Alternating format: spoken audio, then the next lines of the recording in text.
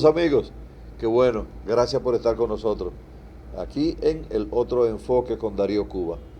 Hoy nos reunimos con un amigo que hace días no conversábamos con él, Tito Olivo, economista y político. Con él vamos a conversar no solamente hoy, sino de manera permanente a partir del día de hoy. A esta hora de la noche, ¿por qué a esta hora de la noche? Porque nosotros creemos que este contenido es precisamente para personas adultas y que tienen la posibilidad de intervenir en los temas que vamos a tratar a partir de hoy. Tito, gracias por estar con nosotros. Gracias a ti por invitarme a esta hora y Ajá. estar con ustedes expresando mi punto de vista. Sí. A ustedes les agradezco esto, sobremanera, Darío. Tito, tú estás en la APD. La APD te ha comisionado no solo para que trabajes en República Dominicana, sino el resto del mundo. Un resumen pequeño de los trabajos que tú vienes haciendo a nivel internacional de la APD. Bueno, yo soy el encargado de Asuntos Internacionales, secretario de Asuntos Internacionales de la APD. Y por lo tanto, sobre mis hombros recaen las relaciones internacionales que tiene el partido con diferentes organizaciones a nivel del mundo. Nos hemos centrado en unos primeros momentos más en América Latina, porque al ser un partido pequeño, tenemos recursos escasos y necesidades ilimitadas, como decimos en economía. Entonces nos hemos centrado mucho en América Latina. Y en América Latina hemos obtenido grandes éxitos en términos de relaciones internacionales. Tenemos fuertes relaciones, vínculos muy fuertes con México, con el Partido Morena y con el PT de México.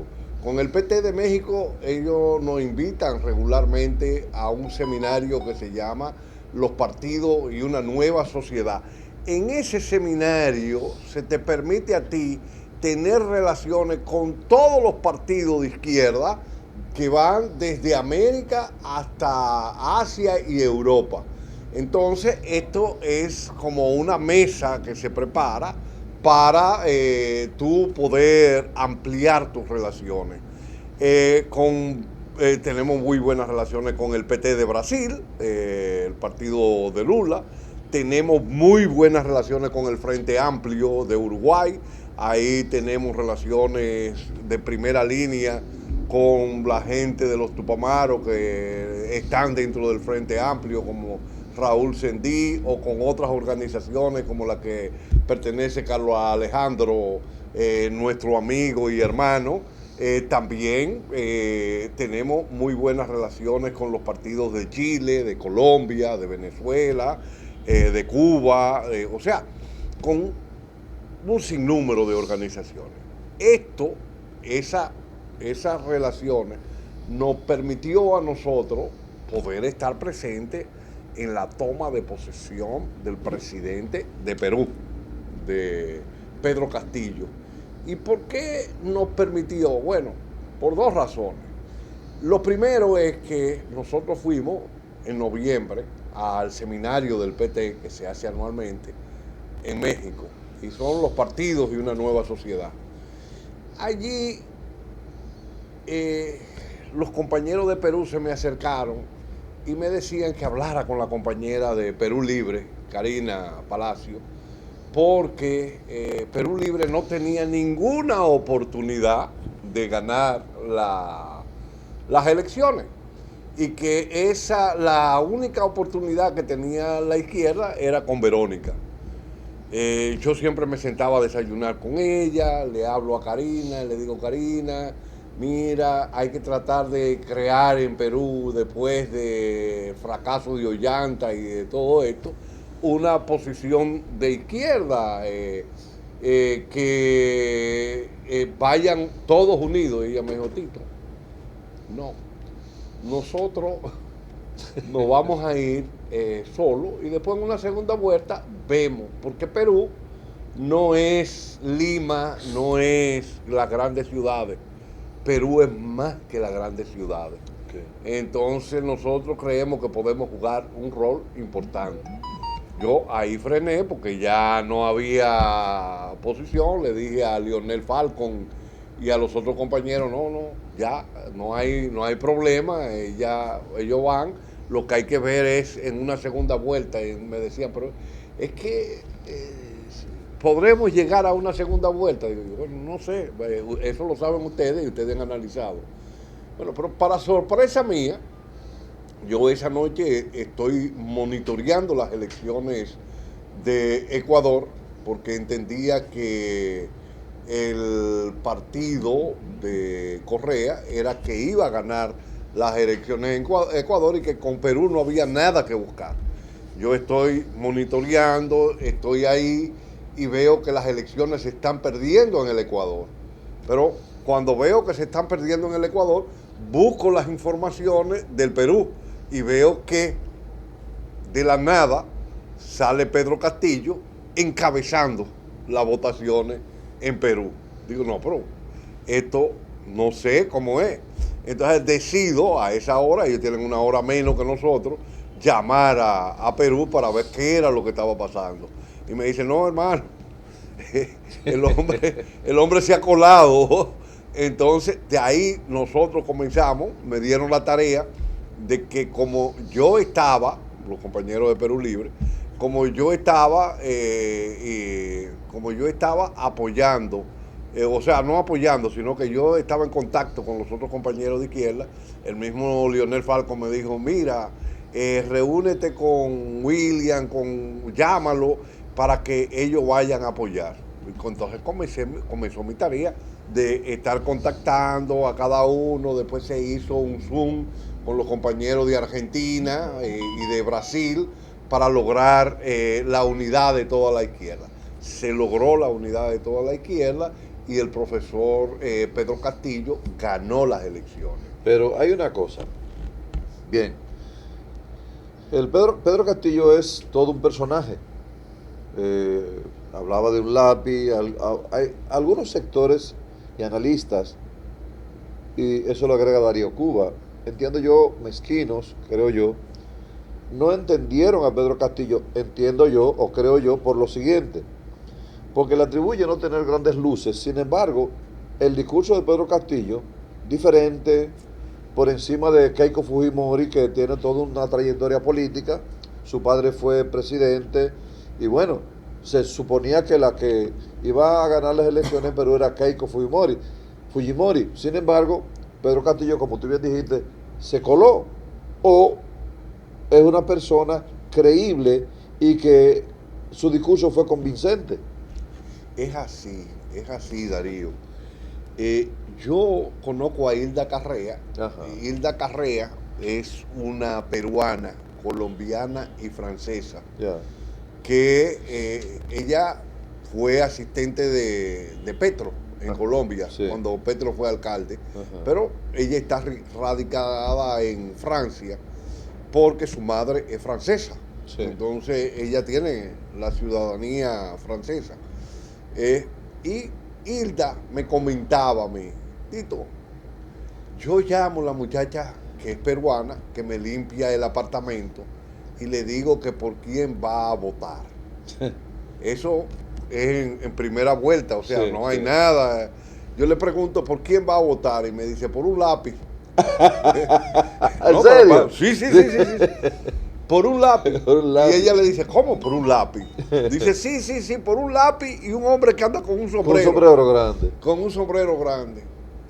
Ella no sabía un lápiz, un hombre. Con un Y sombrero decide llamar por WhatsApp, porque ahora tenemos Sí, la sí. comunicación con Sí, sí, WhatsApp. sí. Y llama a una amiga, ve acá, ¿qué es lo que es eso del lápiz y un sombrero? Dice, no, mira, lo que Pedro Castillo, que dirigió un proceso de huelga, él es de Catamarca. Entonces él anda siempre, por ahí se usa mucho el sombrero, él anda siempre con su sombrero y la insignia del partido ha sido un lápiz. Yeah. Y es un lápiz grande y se anda con ese lápiz porque va a impulsar la educación, va a romper con el modelo neoliberal, va a aquello Es todo un discurso construido en torno a la educación. Exactamente. Que la gente lo confundió y decía, bueno, que es una persona, que es un maestro. Inclusive llegaron a decir, no, porque ese es un maestro de escuela. Hombre, pero el maestro de escuela es el hombre que sabe cómo se construye la educación en los países. Exactamente, porque estuvimos hablando, Carlos y yo, Sí. y yo le decía, podemos establecer relaciones entre la República Dominicana, tratando de coordinar cosas, Sí. entre los gases de efectos invernaderos, en cierto sentido, porque Sí. Max es el vicepresidente del Consejo de Cambio Climático Sí. y es el presidente de la alianza. Claro. Entonces, claro, si se va a hacer algún acuerdo entre el gobierno del Perú y el gobierno dominicano, Claro. pues es natural que sea por el área donde él se desenvuelve.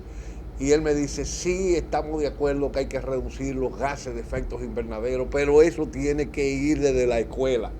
Ah, Entonces, sí, óyeme, el hombre está clarísimo. clarísimo. Lo que no están claros los intelectuales nuestros aquí en República Dominicana Sí. y una parte de América Entonces, Latina. ¿por qué desde la escuela? Yo voy a hacer hincapié en esto. ¿Por qué desde las escuelas? Yo recuerdo que yo conocí a Armando Jar Dávalo. Ajá. Armando Jar es el que dirige el proceso de educación en Cuba, de la eliminación del analfabetismo. Okay. Pero Armando Jar era la tercera figura de la revolución cubana. La primera era Fidel, la segunda Raúl, porque era hermano. Sí. ¿Y por qué él era la tercera figura de la revolución cubana? Porque mientras Fidel dirigió la guerrilla en la montaña, él la dirigió en la ciudad. Entonces, cuando se triunfa la revolución, Fidel le dice, Armando, tú eres comandante de la revolución. Él le dijo, no, yo no quiero ser comandante. A mí no me interesa ser comandante. Yo lo que quiero es erradicar el analfabetismo en Cuba. Le dice, pero ven acá, Armando, te están dando la oportunidad de tú ser comandante, estar en el Consejo de Estado, de todas las cosas. Y tú lo que dices que lo que quieres es ser ministro de Educación. Y él dice, sí, yo lo que quiero es ser ministro de Educación. Porque quiero erradicar. Y se planteó. Me decía él que al lado del río Amendaria había un basural. Un basurero grandísimo. Sí. Se botaba toda la basura ahí. Y él veía, en ese momento no había el tema de ecología ni nada de esas cosas, pero él veía que eso afeaba a la ciudad. Y decidió resolver ese problema. Ahora, ¿cómo lo resolvió Armando Jar? Haciendo un bosque con los estudiantes desde toda La Habana. Entonces, a los estudiantes les asignó un árbol a cada uno que lo fueran a sembrar ahí. Ellos le metían un circulito con una llanta, sembraban y le ponían una foto y el nombre de ellos.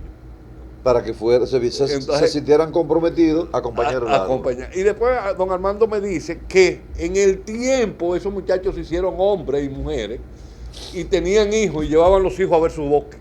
Claro, y eso permitió que ese bosque se fuera ensanchando y hoy es un bosque inmenso al lado del río Almendares. Déjalo ahí en el río Almendares. Tenemos que ir a una pausa para que tú entonces continúes con los amigos televidentes contándole las incidencias de Perú y por qué Pedro Castillo entonces hoy día se ha convertido en el presidente del Perú, uno de los países más importantes del Cono Sur, porque después vamos a hablar en otro programa, que será la continuación de este, vamos a hablar de Machu Picchu, vamos a hablar de la composición social, vamos a hablar de esa gran gastronomía de Perú y vamos a hablar qué pasa con los peruanos que todavía son y se comportan como indígenas, como las figuras autóctonas. Vamos a la pausa, les dejo con Tito Olivo en el día de hoy para que concluya. Entonces ya mañana es viernes, estaríamos conversando más ampliamente de otros temas que no son temas políticos, sino de la composición social de Perú. Vamos a la pausa y venimos otra vez.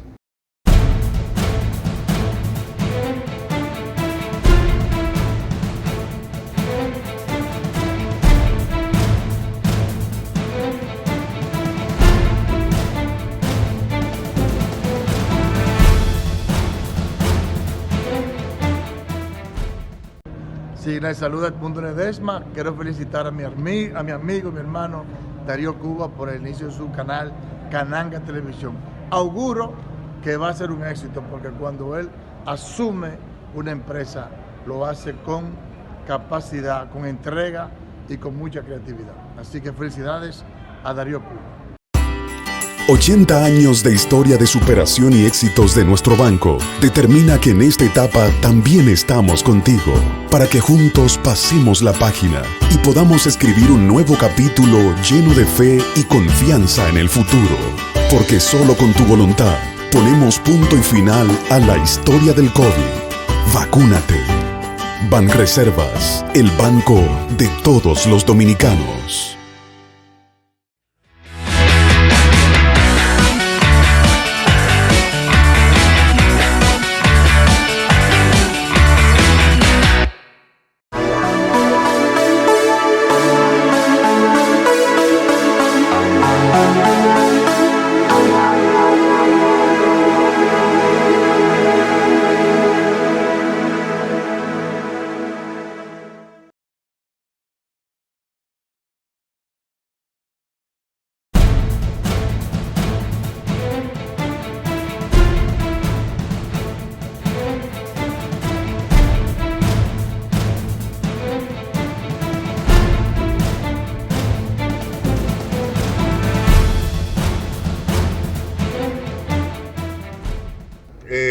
Para mí, estar en Perú, en esa juramentación de Pedro Castillo, fue una gran experiencia.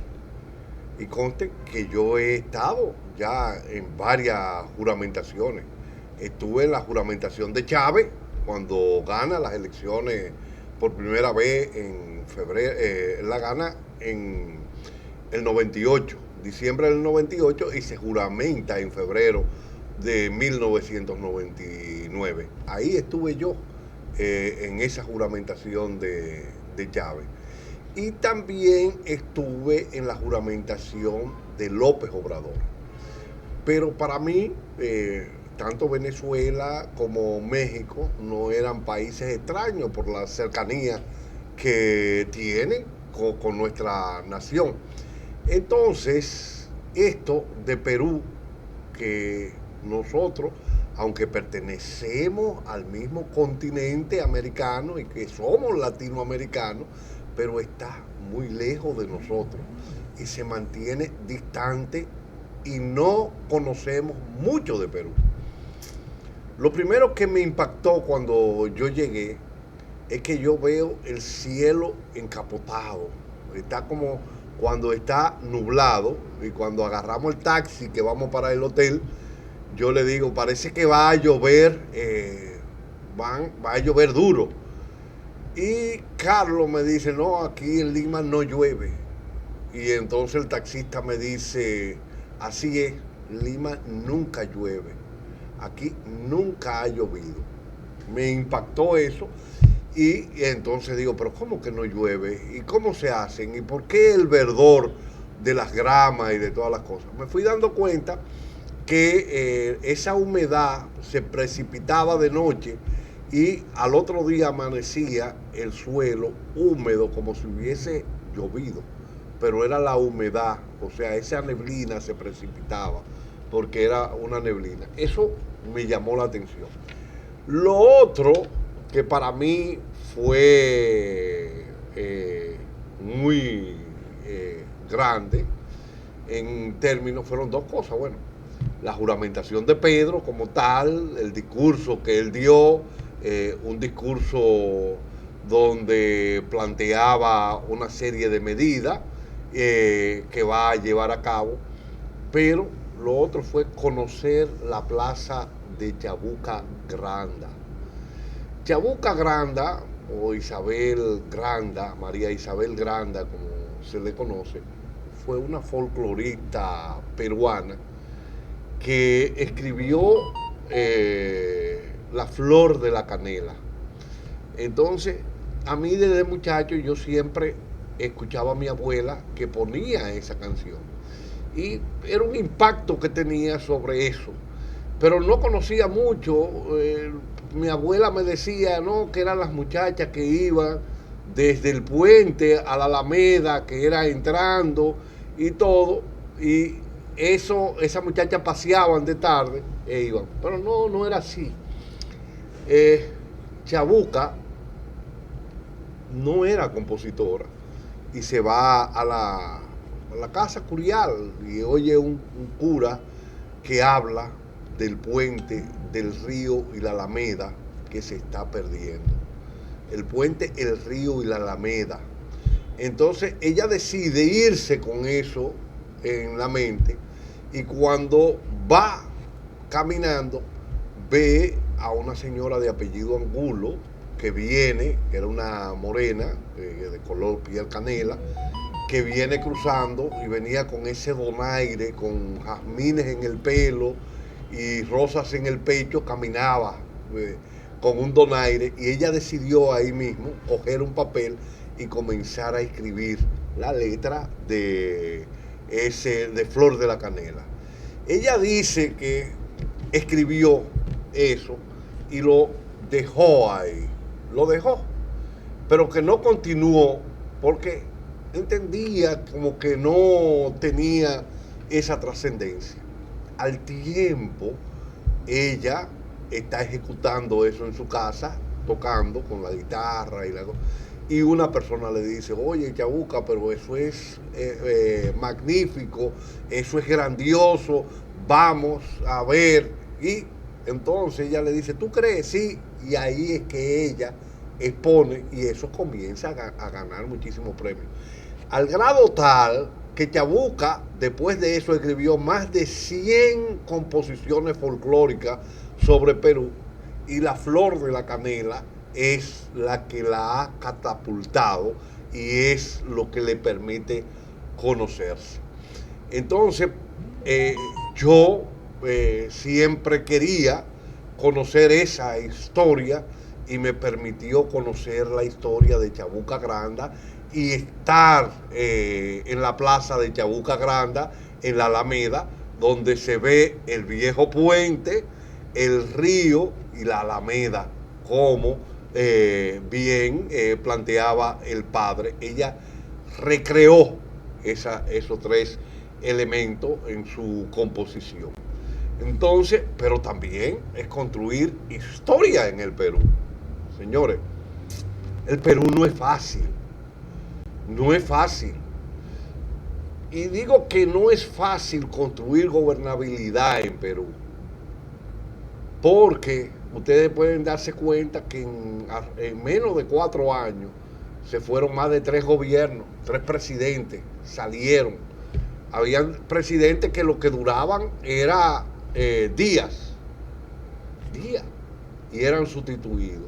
Entonces, este campesino de Catamarca, de allá de la sierra, que pudo interpretar el problema social que se estaba llevando en Perú, y digo que pudo interpretar ese problema social porque a partir del año 1973 se empezó a cambiar el modelo económico de industrialización vía sustitución de importaciones, o mejor conocido como el modelo de la demanda inducida, que era el modelo keynesiano, que desde el año 1945 en Bretton Woods venía imponiéndose en todo el continente latinoamericano y más allá, pero que en Estados Unidos a partir de la crisis del 29 comenzó a imponerse ese modelo keynesiano y se sustituye por lo que se va a conocer como el modelo neoliberal, que no tiene en el centro la persona, sino tiene en el centro el negocio. Y se privatizan los servicios de salud, se privatiza la educación y se privatiza todo. Entonces, esto lo que se busca es ganancia. Y es ahí donde ustedes ven que si nosotros vamos en un carro, tenemos un accidente y no hay dinero que le puedan poner a la clínica ahí 50 o 100 mil pesos, aparte seguro médico que tú tengas. Y lo digo con conocimiento de causa. Mi hijo mayor murió el año pasado y murió de cáncer.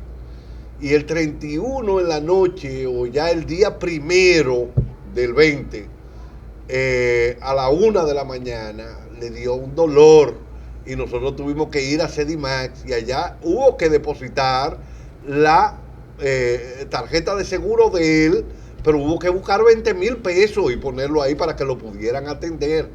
Y todo el mundo sabe que Sedimax se levantó en unos terrenos que fueron del hipódromo, por eso lo hizo el Estado Dominicano, con fondos del Estado Dominicano. Y cuando se hace con fondos del Estado Dominicano, es con dinero del pueblo que se hace.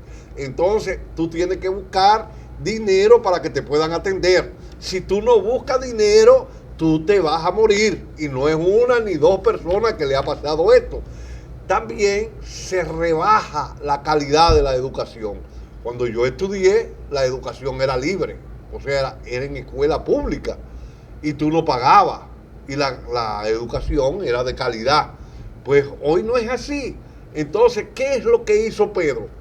Pedro comenzó a atacar ese modelo y planteó la sustitución del modelo neoliberal por un modelo mucho más justo, sin la necesidad de hacer una revolución armada, sin la necesidad de construir un gobierno socialista, sino cumplir con elementos sociales que vayan en la mejoría del pueblo peruano. Y eso fue lo que él planteó. Y esto es una enseñanza para la izquierda de la República Dominicana. ¿Y por qué digo que es una enseñanza para la izquierda? Bueno, ahí hay dos casos que lo tengo. El caso de López Obrador en México. López Obrador también retomó la crítica al modelo neoliberal. Pero no es decir, el modelo neoliberal, como decimos nosotros aquí, es el culpable de todo. No, es señalar. Aquí se privatizó el sistema de salud, pero también se privatizó las pensiones que da el Estado. Lo acogieron los grandes sectores financieros. Ahora, vamos a ver una cuestión. Pero no es potestad de la República Dominicana. Es una cuestión que comenzó primero con golpe de Estado en Chile y todo el Cono Sur, y después a través de lo que se va a conocer como el consenso de Washington, que se aplicó a través del Fondo Monetario Internacional y el Banco Mundial, y que comenzó por la República Dominicana a través de esos organismos, y eso creó una explosión social en el año 1984, el 24 de abril de 1984, donde hay una cantidad de muertos que todavía la gente no sabe cuántos murieron en esa explosión social.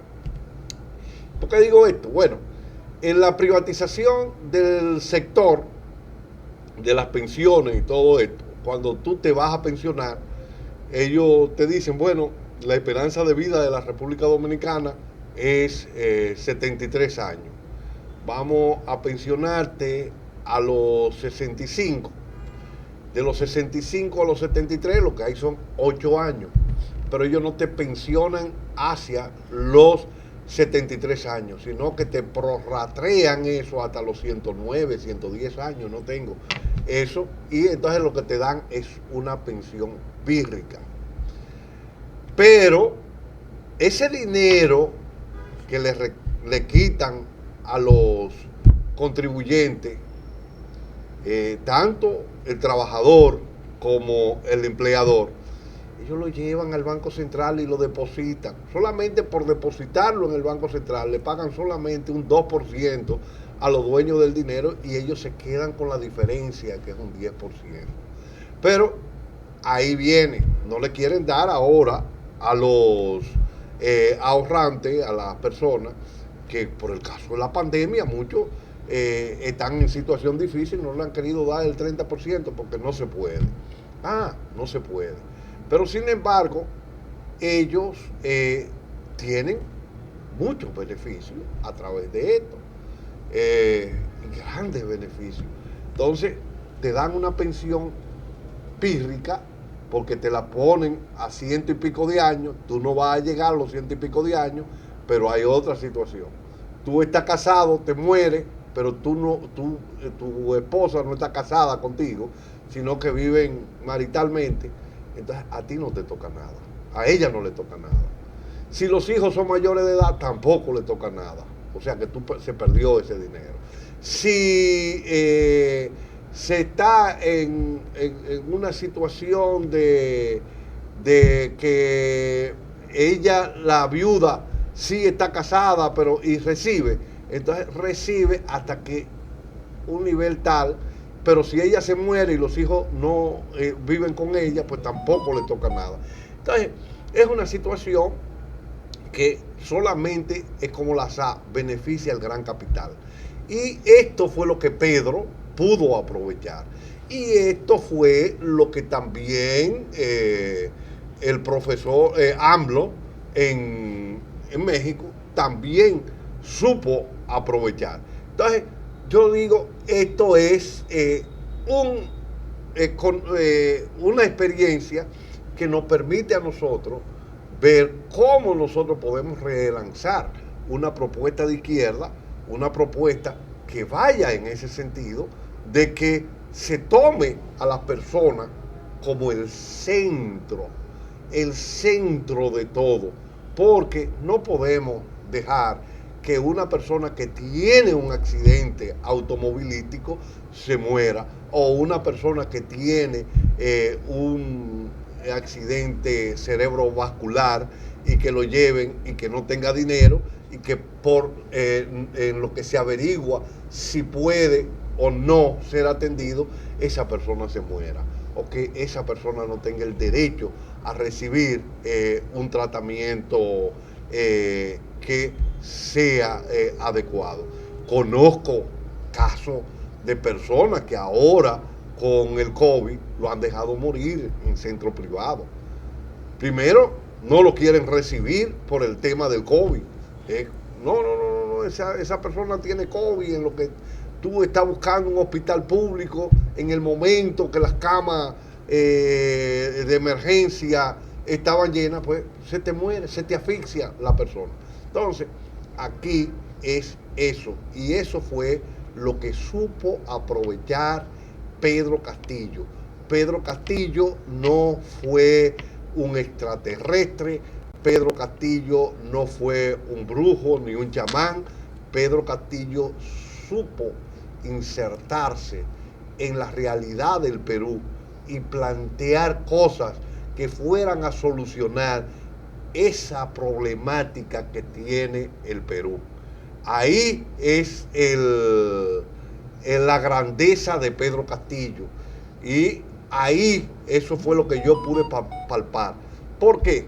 Porque allá yo estuve en reuniones con los diferentes partidos, tanto como con el Perú Libre, con Karina, tanto como Juntos por Perú, Partido Humanista de Perú. O sea, estuve escuchando.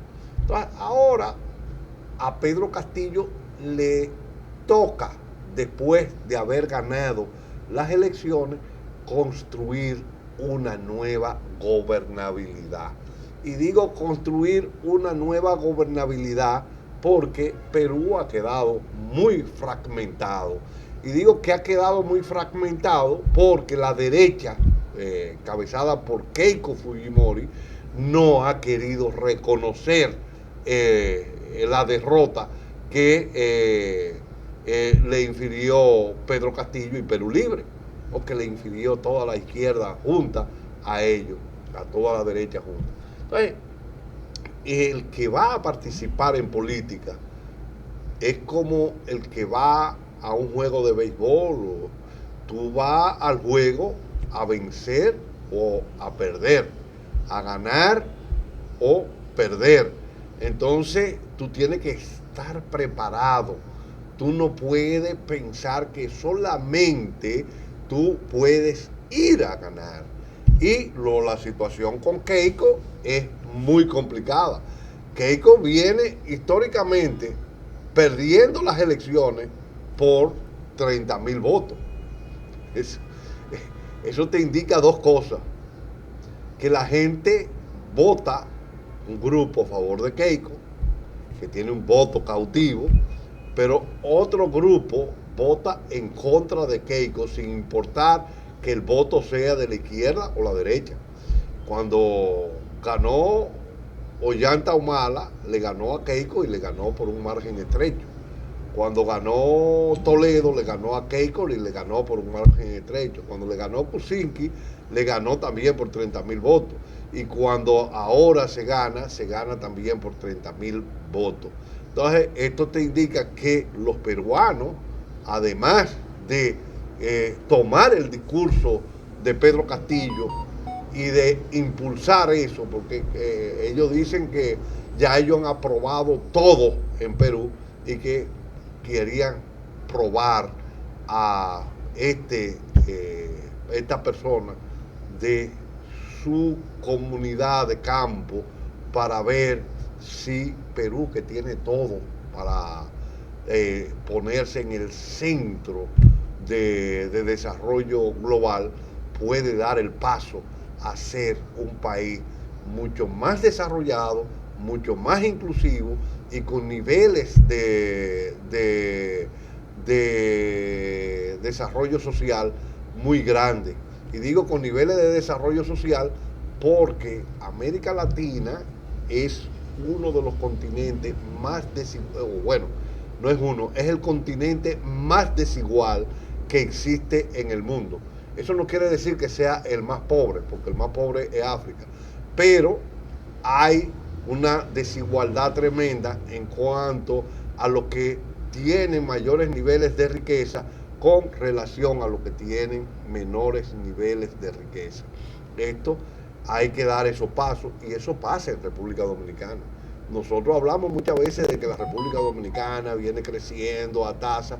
Sí, la República Dominicana tiene más de 50 años creciendo a alta tasa de crecimiento, pero somos uno de los países más desiguales en el mundo. Entonces, son cuestiones que tenemos que ir resolviendo. ¿Y cuáles son esas cuestiones que tenemos que nosotros ir resolviendo? Son esas desigualdades.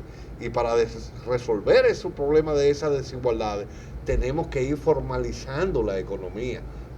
Aquí en el país, el 60% de la población económicamente activa que trabaja, pues lo hace de una forma informal, no lo hace de forma formal. Y esa persona ni cotiza, ni tiene derecho a la salud, ni tiene derecho a una pensión digna, ni tiene derecho a nada. Pero eso no se da solamente en República Dominicana. Eso se está dando en México, se está dando en Perú, se está dando en Chile, se está dando en Colombia. Y por eso esas explosiones sociales.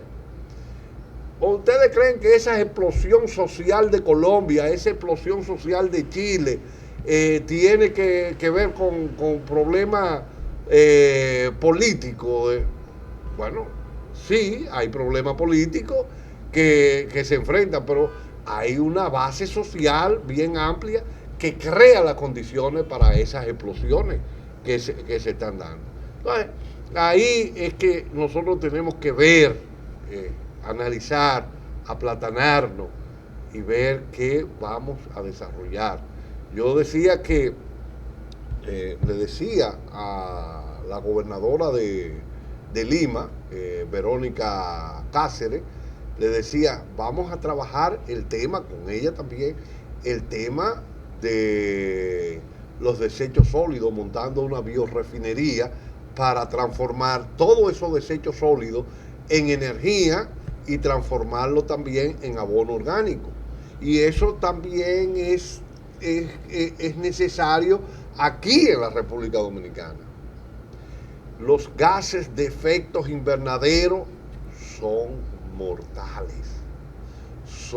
mortales y están acabando con el clima y están acabando con el planeta.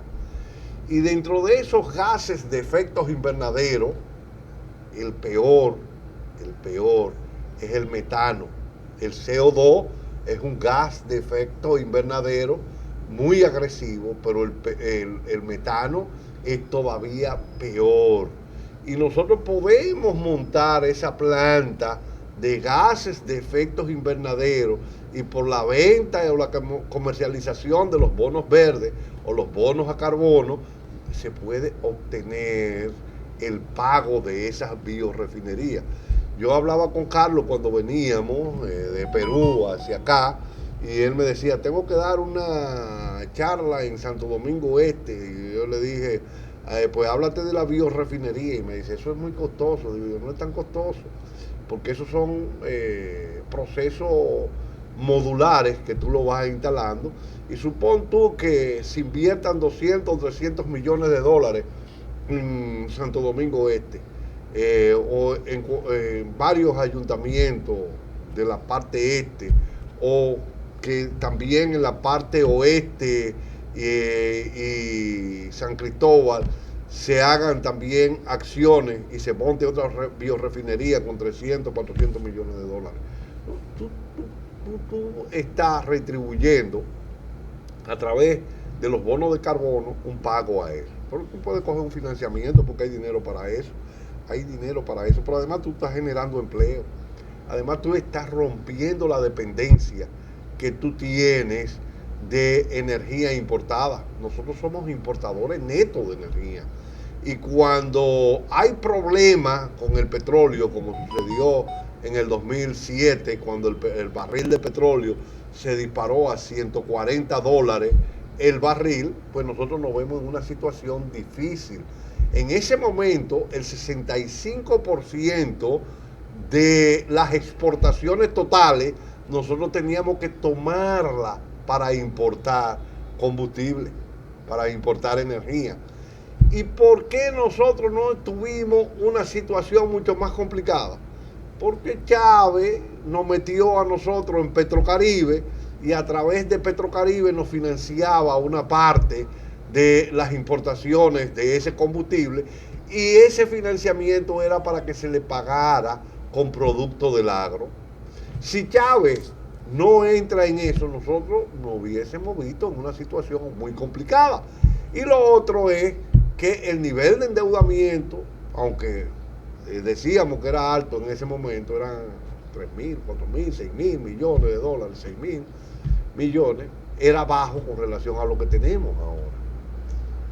Entonces, la República Dominicana pudo recurrir al endeudamiento público para hacerle frente a esa tercera crisis del petróleo. Pero el problema no está ahí solamente. El problema es que nosotros nos encontramos entre los 10 primeros países más afectados por el cambio climático. Pero compartimos la isla con Haití, que está en el número 3. Entonces, mientras más gases de efectos invernaderos se producen, entonces nosotros estamos en peores condiciones. Entonces, la República Dominicana debe ser una nación que se plantee el uso amplio de todas las energías renovables y de todos esos recursos que tiene, y que esos desechos sólidos que hay no vayan al vertedero, o sea, que sean transformados, que no nos compliquen el problema de contaminar los acuíferos, de contaminar el medio ambiente y de crear los problemas de cambio climático, porque los ciclones serán mucho más altos, porque los ciclones serán mucho más virulentos, y nosotros estamos planteando la destrucción del planeta. Pero también estamos reduciendo grandemente el uso, estamos reduciendo grandemente no el uso, sino la fauna que hay, y la fauna terrestre y la fauna marina. ¿Y por qué? Porque todos esos desperdicios plásticos, de plato, de bolsa plástica y todo eso, eso va a parar a la cañada, de la cañada van a los ríos y de los ríos van al mar. Y en el mar ya estamos haciendo islas grandes de plástico que están ahí. Y los peces se van muriendo mientras la población va creciendo. Somos 7.000 y pico millones, mañana seremos 8.000 y pico. Y se prevé que para el 2050 por ahí andaremos alrededor de 11.000 millones. Pero si tú paulatinamente vas reduciendo con eso la fauna, entonces tú estás reduciendo el poder de alimentarse de la población. Pero no es solamente el problema del mar, está también el problema de la tierra. Las vacas, los chivos se comen los plásticos, se contaminan, se mueren y se crean numerosos problemas. El coronavirus no es una cuestión creada o producida en un laboratorio y que para hacer... No, olvídense. El coronavirus viene debido a la forma en que nosotros estamos gestionando los recursos. Áreas que anteriormente eran hábitat de animales y que ellos padecían una serie de enfermedades endémicas en ellos, hoy son parte de la ciudad y esos animales están conviviendo con nosotros. No lo comemos, viene el problema y viene la expansión de este tipo de enfermedad. Entonces debemos hacer conciencia y es ahí donde yo quiero amarrar las relaciones entre Perú y la República Dominicana en un programa de reducción de gases de efectos invernaderos y en un programa de reducción de desechos sólidos. Reducción de desechos sólidos. Hay una situación, nosotros somos una potencia turística, nuestros principales ingresos en la República Dominicana vienen por la exportación de la mano de obra barata que tenemos, principalmente hacia Estados Unidos, y por el turismo, o sea, por el turismo. Y si nosotros creamos contaminación visual, contaminación sónica y contaminación aérea, o sea, olvídense que el turismo se va a destruir. Y si nosotros con esa contaminación destruimos las playas, entonces estamos dando paso a la destrucción de lo que nos está produciendo. Y hay que tomar en consideración toda esta cosa. Una biorefinería te puede producir, a partir de la salga del sargazo, te puede utilizar plato plástico, biodesechable, biodegradable, te puede producir plato plástico y tenedores y bolsas. También el tallo del plátano te permite esto.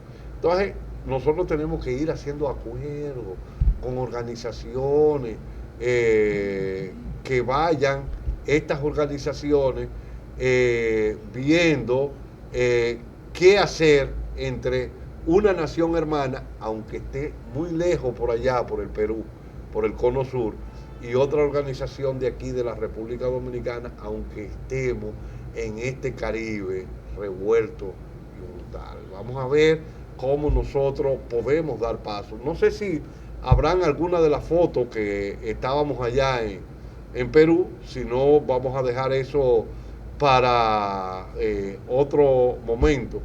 Pero sí quería traerle estas reflexiones para que ustedes vayan haciendo conciencia, se vaya dando cuenta que no fue un simple profesor de una comunidad en la sierra que ganó las elecciones, sino que fue toda una persona con toda una propuesta que va a la sustitución de un modelo que en el mundo es un modelo muy desigual, que aunque permite altos niveles de crecimiento, también crean altos niveles de desigualdad, y este modelo es lo que tenemos que superar. Y es ahí donde nosotros tenemos que ver cómo ponemos a las personas en el centro de todo, donde la persona sea el centro, donde la educación sea lo primero. Hay una situación que podemos decir claramente. El país, el continente que más riqueza tiene es África. Tiene diamantes, tiene petróleo, tiene todo eso. Sin embargo, tú dices que Japón no tiene nada y no tiene tampoco los suecos, o sea, Suecia no tiene, pero han podido cultivar el intelecto de la persona, y eso es lo que le ha dado su riqueza. Debemos invertir más en educación, debemos de invertir más en la persona y seremos países muy prósperos y desarrollados. El oro tiene valor porque el hombre le ha dado valor. El oro tiene valor porque el hombre ha tenido la capacidad mental de poderlo procesar y darle ese valor. Entonces, esa capacidad es la que nosotros tenemos que ampliar. Es hacia allá donde debemos mirar. Debemos mirar de una sociedad mejor formada, mejor educada, y vamos a romper esquemas. Somos una ciudad, un pueblo que tiene los más altos niveles de muerte por accidentes de tránsito en el continente americano, y eso tenemos que superarlo, y eso solo se supera a través de la educación y la sanción, pero primero a través de las sanciones, de la educación. No sé si ya he hablado mucho, pero ya es tiempo de que lleguemos a esta hora de la noche, al final de este programa, y nos veremos aquí todas las noches a las 12 de la noche por este mismo canal y por esta misma emisora, como decía un anuncio en los años 70. Buenas noches y hasta mañana a esta hora.